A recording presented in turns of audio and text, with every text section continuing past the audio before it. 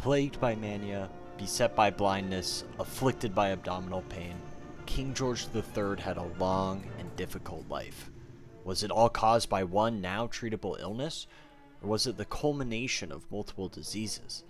The greatest medical minds of his age couldn't figure it out. With the benefit of hindsight and the tools of modern medicine, can we? Quick disclaimer, much of the research is from the book The Death of Kings by Clifford Brewer. The reign of King George III was a long one. He lived 82 years, which was a great age for his time. He presided over the time when Parliament firmly took precedent over the king. He watched the rise and fall of Napoleon, and witnessed the birth of British heroes such as Nelson and Wellington, as well as the separation of the American colonies from England. At the end of his reign, England ruled a territory that spanned the globe. So what was the state of their ruler? Now, there weren't many signs of the affliction that would come. The king was generally quite healthy. He is described as having an amiable and pleasant character who took all things in moderation. But it was in June of 1788, at the age of 50, that the king finally had something wrong with him. He presented with a fever, with violent spasms of his bowels and abdomen. Pitt the Younger described it as, and I quote, a pretty smart bilious attack. Bilious attack meaning an affliction of his liver or gallbladder, usually accompanied with abdominal pain and constipation. This was later called the Shackleton episode, and it took the king 5 weeks to recover from it. But that's not all. In August of 1788, the same year, the king was beset by an influenzal attack, which consisted of abdominal pain as well as leg pain. He also developed a rash and yellow eyes, often seen when there is a buildup of bilirubin. The attack recurred, and he was described by the physicians of the day as being in a state, and I quote, of delirium. He was reported as extremely agitated, as well as losing the ability to write or oversee events of the kingdom. He had difficulty seeing and hearing. It seems that the physical symptoms were causing, or at least were implicated in the mental symptoms, but the physicians of the day did not know how they were related.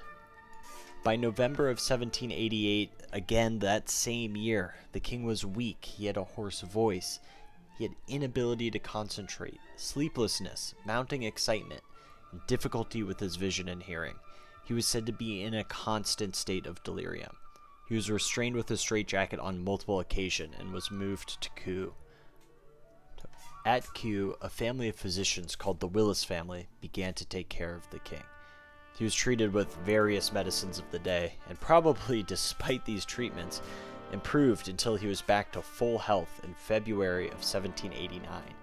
His health remained good for 12 years, with occasional episodes of abdominal pain until 1801, when he suffered a similar attack to the Shackleton incident.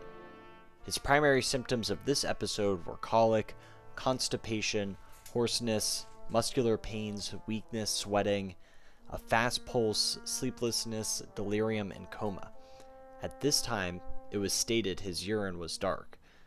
By August, the king was again in good health, and he enjoyed 3 years of good health before another episode in 1804. It was at this time the king suffered from increasing blindness of his eyes. At the time, it was attributed to cataracts, and the king required a reader to help him manage affairs of the state.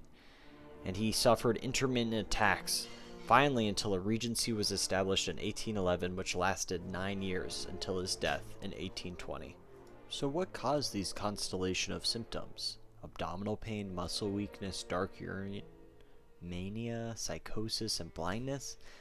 In 1966, a psychiatrist mother-son duo, Malkapine and Hunter, hypothesized the king had acute intermittent porphyria.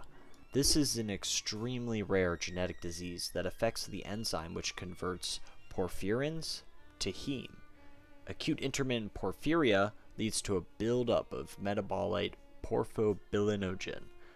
All of this to say, the king had a buildup of a toxic substance that should have been converted into heme, which is important for hemoglobin. Acute intermittent porphyria presents with vague symptoms including abdominal pain, dark urine, muscle weakness, tachycardia, and rarely psychiatric symptoms like psychosis or schizophrenia. Are you seeing any similarities? This sounds exactly like the symptoms described by the doctors of King George III. Not only the physical symptoms align with the diagnosis, but Malkapine and Hunter actually found two descendants of King George III with acute intermittent porphyria. Now, in our age, we would do genetic testing on the king and measure porphyrins in his urine. However, the doctors at that time did not know about acute intermittent porphyria or even what a gene was, so their treatments were ineffective and the king descended into a state of dementia in his last decade. But does it fit perhaps too well? Posthumous diagnosis in the absence of an autopsy is extremely difficult, and T.J. Peters, a researcher at the University of Birmingham, was skeptical. He wrote, and I quote, "Malkapine and Hunter were able to garnish extensive support for their claims from historians, psychiatrists, physicians, and the media circus, and their view is now surprisingly widely accepted. His claim was Malkapine and Hunter were highly selective in their reporting. The abdominal pain was the result of gallstones or cholelithiasis. The rest of his symptoms could be explained by bipolar disorder, explaining the mania and the psychosis. He was blinded by cataracts and descended into dementia in his late age." He also claims that the red urine were actually hand-picked, as most of the urine samples that the king produced were clear. Now, he doesn't address the genetic claims of Malkapine and Hunter, but levels that they were grossly negligent in their research. So what was it?